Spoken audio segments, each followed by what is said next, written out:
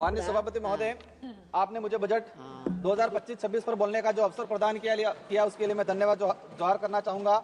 मैं भारत आदिवासी पार्टी की तरफ से देश के आदिवासी, दलित, ओबीसी, मुस्लिम, अल्पसंख्यक, गरीब, मजदूर एवं इस देश में रहने वाला प्रत्येक गरीब वर्ग का व्यक्ति जो मानवता और भारत देश के संविधान में विश्वास करता है, उनकी तरफ से बोलने के लिए खड़ा हुआ हूं।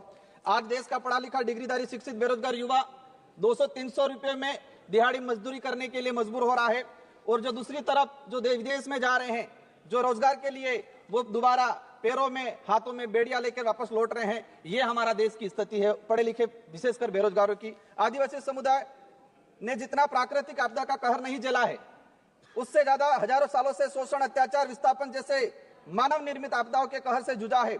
और उसका अगर उस आदिवासी समुदाय को आधुनिकता की लाइन में लाके खड़ा करना है तो विशेषकर एक आर्थिक पैकेज देने की आवश्यकता है, और साथ ही संविधान के अंदर जो प्रावधान है 5वीं अनुसूची और 6वीं अनुसूची का, और विशेषकर पैसा एक्ट को उसको धरातल पे लागू करने की सख्त जरूरत है। सभापति महोदय, देश के अंदर देखा गया है विस्थापन की जो समस्या, भारत देश में विकास के नाम से सबसे ज्यादा अगर कोई विस्थापित हुआ है तो आदिवासी समुदाय विस्थापित हुआ है। एक survey report Indian social institute की एक रिपोर्ट के अनुसार बताया गया है कि वर्ष 2010 से 2025 तक 15 सालों में 15 लाख आदिवासियों को विकास के नाम से विस्थापित किया गया है। वर्ल्ड बैंक की रिपोर्ट में बताया गया है कि विस्थापन आदिवासी समुदाय में से 50% आदिवासी परिवार पुनः विस्थापित नहीं हो पाते हैं। साथ ही भारत देश में एक सर्वे रिपोर्ट में आया है कि जो आदिवासी समुदाय है अपने जीवन काल के दौरान कम से कम 50% आदिवासी एक उम्र के अंदर 2 बार विस्थापित होते हैं। आजाद भारत में उस समाज को प्रताड़ित किया जा रहा है जिसका इतिहास का हर पन्ना खून से रंगा हुआ मिलेगा। क्योंकि आदिवासी जल जंगल जमीन की लड़ाई के लिए, देश की रक्षा के लिए मुगलों से, राजा रजवाड़ों से और अंग्रेजों से लड़ता आया, कभी झुका नहीं, लेकिन आज उनकी हालत बेहद बेहतर है। पिछले 10 सालों में भाजपा सरकार द्वारा धर्म की आड़ में कलम कागज के हथियारों से आदिवासियों के अधिकार, जल जंगल जमीन को हड़प कर आदिवासियों की मानसिक, आर्थिक, बौद्धिक हत्या करने का काम किया गया है। सभापति महोदय, आज बजट में सशक्त भारत बनाने की बात चल रही है। बनना चाहिए, हम भी चाहते हैं, हमारा देश मजबूत बनना चाहिए, विश्व शक्ति बनना चाहिए, लेकिन स्थिति क्या है? हमारे देश का जो भविष्य कुपोषण की बेड़ियों में जकड़ा हुआ है। NFS 5 की रिपोर्ट बताती है कि आदिवासी बच्चों में 55% आदिवासी कुपोषित, और उसमें भी 42% बच्चे गंभीर एनीमिया से पीड़ित है। और आज देखा गया इस बजट के अंदर कि कुपोषण को दूर करने के लिए कोई बजट का प्रावधान नहीं किया गया है। बेटी बचाओ बेटी पढ़ाओ का नारा लगा रहे हैं, बट हमारे देश की महिलाओं के लिए हम भी चाहते हैं कि मजबूत बने, सशक्त बने, लेकिन हकीकत क्या है?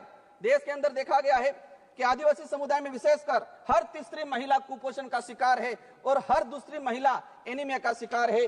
आदिवासी बच्चों में शिशु मृत्यु दर राष्ट्रीय औसत से 30% अधिक है। 5 वर्षों से कम उम्र के आदिवासी बच्चों की मृत्यु का अनुपात राष्ट्रीय औसत से 61% अधिक है। माननीय सभापति महोदय, बाकी जो जीवन काल के अंदर देखा गया है, कभी माओवादियों के नाम से, कभी नक्सलवादियों के नाम से मारा जाता है। एट्रोसिटी में कई आदिवासियों को मारा गया। NSRC की एक रिपोर्ट बताती है कि वर्ष 2020 से 2025 मात्र 5 साल के अंदर 400 आदिवासी पुलिस मुठभेड़ में मारे गए हैं। आज मणिपुर का हत्याकांड, मणिपुर में देख लो, कई आदिवासियों को मारा गया है।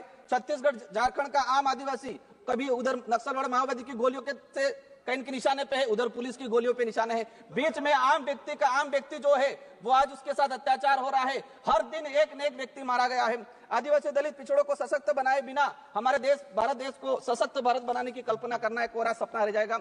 स्वास्थ्य सुविधा की देखा जाए, आदिवासी क्षेत्र में PSC CSP की, CAG की एक रिपोर्ट आई है कि आदिवासी बाहुल्य क्षेत्र में जितनी जो PSC CSC है वहां पर 60% डॉक्टरों के पद रिक्त हैं। देश में मात्र 18% आदिवासी गर्भवती महिलाओं को ही संस्थागत प्रसव का लाभ मिल पा रहा है। संस्थागत प्रसव का सिर्फ मात्र 18%। सभापति महोदय, 1 मिनट का रहा है। शिक्षा की बात करें, हमारे राजस्थान के अंदर जाडोल कोटड़ा के अंदर, जहां से एक मंत्री जी आते हैं, वहां पर 14 वर्ष से अधिक बच्चों को स्कूल और पेन, पेंसिल, किताब क्या है वो नहीं पता है। आज देखा गया है यूनेस्को की एक रिपोर्ट में देश में 35% आदिवासी बच्चे ड्रॉप आउट हो रहे हैं और राष्ट्रीय औसत 12% है। 8%, मात्र 8% आदिवासी युवा उच्च शिक्षा की पढ़ाई पूर्ण कर पा रहा है।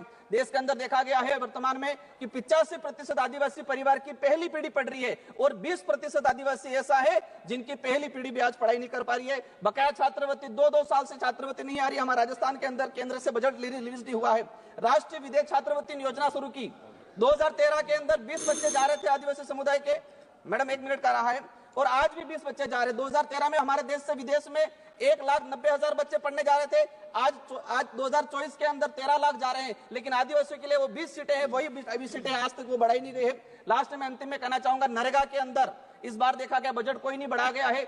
नरेगा की मजदूरी 200 रुपए मिल रही है, उसको 600 रुपए तक किया जाए और 100 दिन का जो रोजगार है वो 200 दिन तक किया जाए। साथ ही आंगनबाड़ी कार्यकर्ता से हर प्रकार की सर्वे करा जाते हैं, सेंट्रल गवर्नमेंट इसको हैंडओवर करे और आंगनबाड़ी कार्यकर्ता सहायिका को एक राजकीय कर्मचारी का दर्जा दिया जाए और उसको नियमित करके भुगतान किया जाए। जल जीवन मिशन की बात हो रही थी, लेकिन ट्राइबल इलाके के अंदर 27% टारगेट अभी तक पूरा हुआ है, वो भी सैंक्शन, धरातल पे पानी नहीं पहुंचा है। अंत में कहना चाहूंगा, एकलव्य मॉडल की बात चल रही थी, हम चाहेंगे, अभी घोषणा के स्वागत करते हैं इस बात का, लेकिन उसको धरातल पे इंप्लीमेंट बहुत जल्दी होना चाहिए। किसानों की बात है, देखा गया किसानों पे गोलियां बरसाई जा रही। किसान क्या डिमांड कर रहा है? एमएसपी की डिमांड कर रहा है। किसान चाहता है जो खेत में जिस मेहनत से उसने कमाया है। सभा की कार्यवाही मंगलवार दिनांक 11 फरवरी 2025 को प्रातः 11 बजे तक के लिए स्थगित की जाती है।